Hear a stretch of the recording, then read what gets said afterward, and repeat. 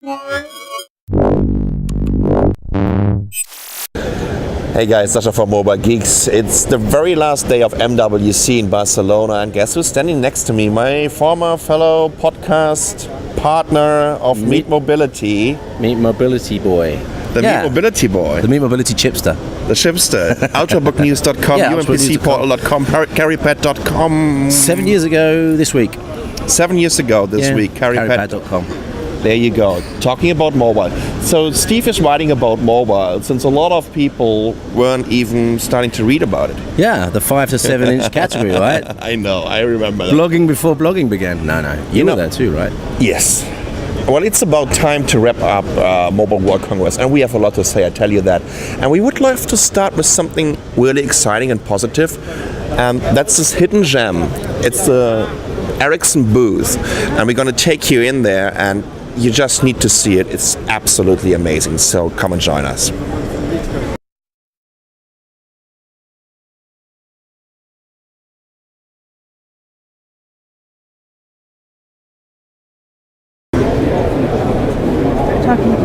So here we are. Look at this. It's like a little village or something. They have a coffee station over there. Here's a market kitchen. They have amazing breakfast. They have all kinds of new technology. And when I'm just looking, it's 11 in the morning.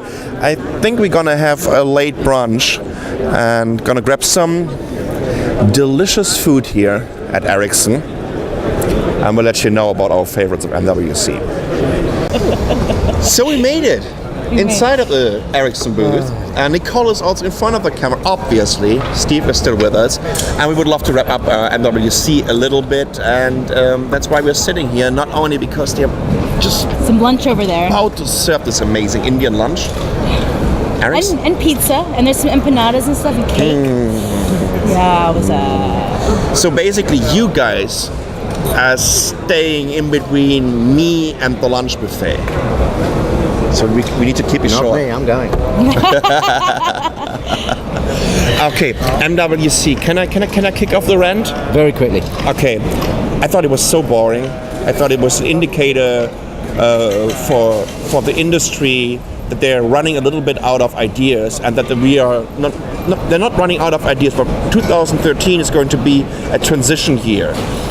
We're waiting for new display technologies, we're waiting for new core technologies, we're waiting for new battery technologies. It's not there. That means we still have to follow the same rat race that the C industry is stuck in for the last 30 years. More cores, more clock speed, more graphics, more blah blah blah, more pixels, whatever.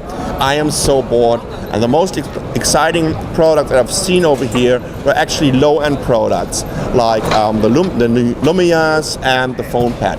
Products below $250 and €250.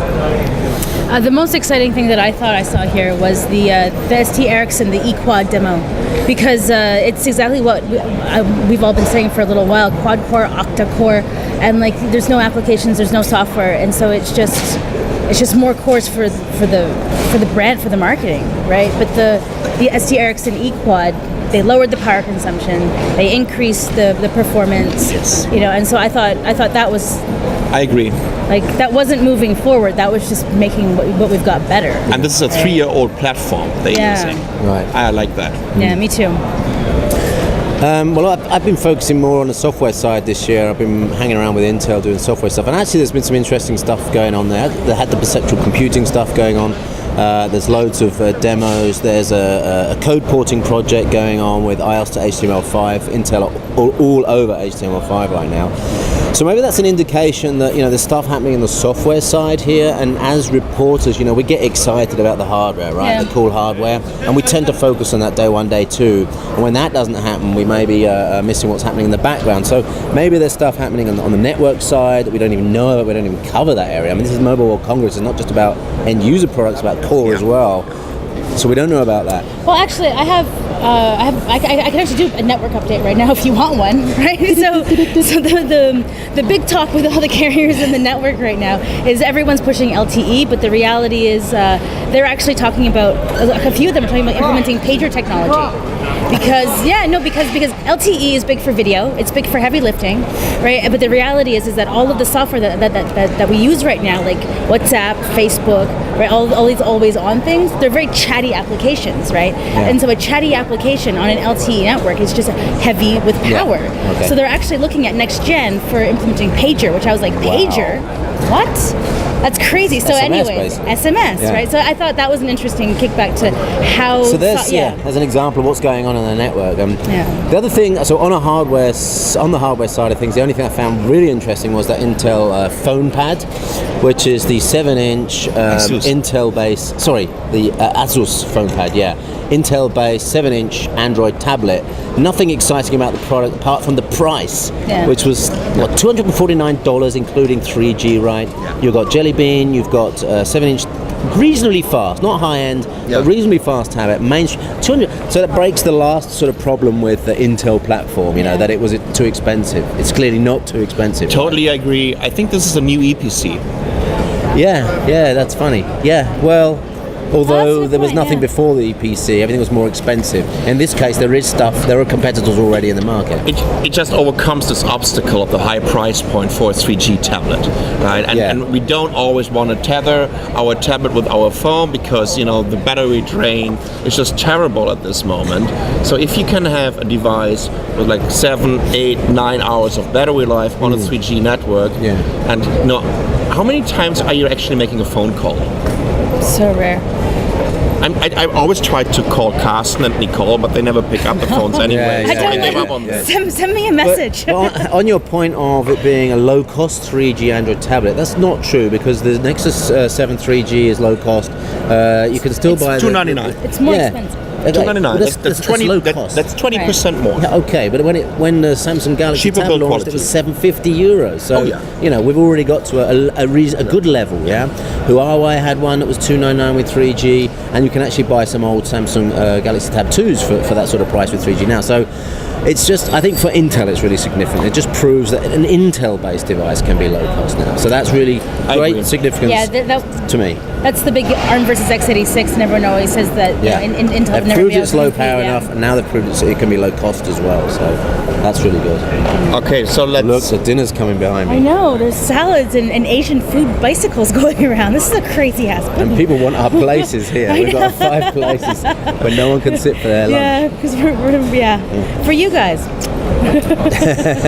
But once again, I still think it was quite boring. I like what's happening in the low-end category. That we're seeing some very, very decently built devices. I mean, they are not cheap; they are inexpensive. These are very well-built devices. And we kind of thought that the premium OEMs from Taiwan and from the US already lost it to China. And now they're just coming back, and they're. Question to you, Sascha: is it a race to the bottom with these sort of tablets, Android tablets? The margins must be going way, way down now, right? Well, it already. How it can't go much further, surely. It already happened. I mean, you can buy a 35 euros or $45 7-inch tablet in China, running Android Jelly Bean, with a Google Play Store access. $59 for brushed aluminum. With a capacitive so multi-touch it can go screen. further in these premium in the Western markets. Yeah, definitely. At that point, you can subsidize the whole thing with advertising. It's going to happen sooner or later. Free. I mean, a tablet is a carrier and a distribution channel for content. Oh yeah, it's a point-of-sale device. There's no doubt about that. So sooner or later, we need to think about how we're going to monetize content on these devices. So next year, we won't be getting badges. We'll be getting free tablets to check in with NFC. Probably be cheaper for them to produce a tablet, right? Well, they were handing out the Sony Xperia Ts to us to try to get people in mobile excited about NFC. Please take this phone and maybe use NFC. How was your NFC experience? Just quickly. Quickly, I wanted to punch the MWC people in the face. Yeah, he wants food. He's out. He also wanted to punch the MWC people Actually, we gave NFC our Best of Fusion Technology Award because it's so boring to see a 20-year-old technology still getting pitched over here. No one is using it. It's still chicken and egg problem. We have no infrastructure for this. Why not? They want you to download an NFC app on your smartphone, right? And this needs to also be verified then with your picture. Why not getting an NFC tag in here? Are you kidding? No, but then This is just- the there is an NFC tag. No, but then the problem was that most people had trouble with their logins into the app. Then you went back to the website, then you had to refresh the app. So MWC actually screwed up the back end. Yeah, I couldn't log in at all. I never got that registered. couldn't log in. And then like if you were really committed, right? And then they're like, I don't like your picture. I can't see your whole forehead. No. I wanted to punch the lady in the face. I was like, really? I was very upset actually. This is the easy card. That's an RFID infrastructure that we're using in Taiwan for 5 years right now. So you can pay on the subway with it. You can pay on the cab and in the 7-Eleven. Yeah, like the Oyster card. Right. So actually, HTC already had a phone in Taiwan 4 years ago using this technology. The Wildfire. And now they couldn't even put NFC into the new HTC One. I know. So Jesus, this is a very, very confusing industry. On that note, Yeah. Right, on that note. We finally need to get some food here, and it tastes already. No, it smells. You can taste it. He's like eating I can taste it from here. salivate. Come on, let's just. All right. Thanks Okay, so guys. much. That up. That's MWC That's 2013. 2013. Wanting to Nothing punch- more to yeah. see here. Go away. Let's see you guys.